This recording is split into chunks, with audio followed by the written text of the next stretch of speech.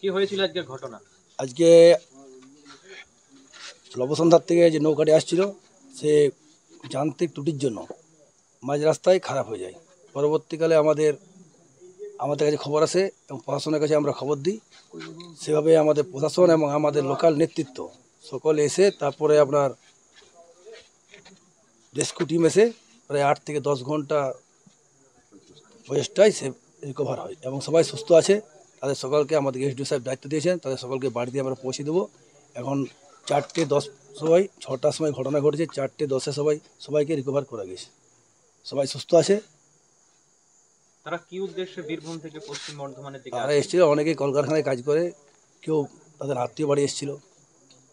তারা কি এখন সবাই সুরক্ষিত? আমরা সবাই সুরক্ষিত। যাদেরকে উদ্ধার করলেন তাদের কি যাবার কোনো ব্যবস্থা করলেন? হ্যাঁ, তাদের ব্যবস্থা করেছি, এখনই চলে আসবে গাড়ি, তাদের বাড়িতে পৌঁছে দিয়ে আসবো। আপনার নাম? আমার নাম দীনেশ চক্রবর্তী, পরিচয়? জামুড়িয়া ব্লক 2 সহসভাপতি। উদ্ধার করা হলো আমাদের বীরভূমের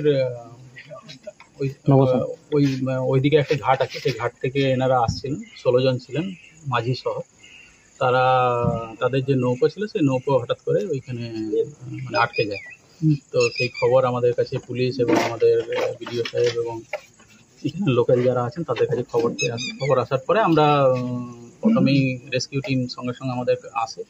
তো যেহেতু এমন একটা রাতের সিচুয়েশন ছিল বলে আমাদের একটু উদ্ধারের সময় আমাদেরকে 2-3টে জায়গা থেকে করতে হয়েছে। আমাদের ডিজাস্টার ম্যানেজমেন্ট টিম প্রথম আসে, পুলিশের সঙ্গে পুলিশ, বিডিও সাহেব এবং আমাদের লোকাল পঞ্চায়েত এবং পঞ্চায়েত সমিতির যারা আছেন সবাই মিলে তার সঙ্গে আমাদের যেটা পরবর্তীকালে SDRF টিম যেটা 7th ব্যাটালিয়ন এবং সবাই মিলে আমাদের এই উদ্ধার কার্যটা হয়। কতক্ষণ প্রচেষ্টার পর এই উদ্ধার কাজ?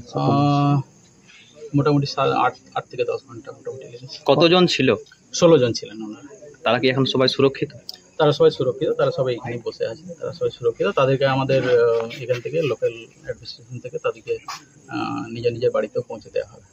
নৌকোর মধ্যে শুধু পাবলিকই ছিল না, আর যানবাহন ছিল? নৌকোর মধ্যে আমরা পাবলিক, যেহেতু আমাদের মানে মানুষের জীবনের মূল্য সবচেয়ে বেশি, তাহলে আমরা প্রথম মানুষদেরকে উদ্ধার করার করেছি।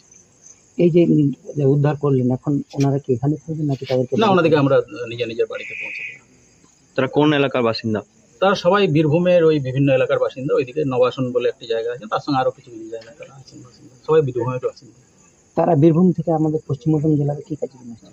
বিভিন্ন কাজে এসেছেন। কেউ হয়তো এখানে বিভিন্ন কলকারখানা আছে জামুড়িয়াতে, সেখানে কাজ করেন। কেউ আপনার নিজস্ব কোনো রিলেটিভ বা বন্ধুর বাড়িতেও এসেছেন, এরকম আমরা দেখি। ঘটনাটি কটার সময় ঘটে? আমরা যেটুকু খবর পাই সেটা হচ্ছে যে আমাদের কাছে মোটামুটি 8টা থেকে 8:30 নাগাদ, 8:30-টার পরে আর কি খবরটি আসে। ওইখান থেকে বীরভূম থেকে নৌকাটা কিছুক্ষণ আগেই ছেড়েছিল। তারপর থেকে আমাদের অপারেশন মোটামুটি স্টার্ট হয়েছে এবং লাগাতার সবারই সহযোগিতাতে আমরা মোটামুটি এই সময় উদ্ধার করতে পারলাম। কি কারণে ঘটনাটি ঘটেছে?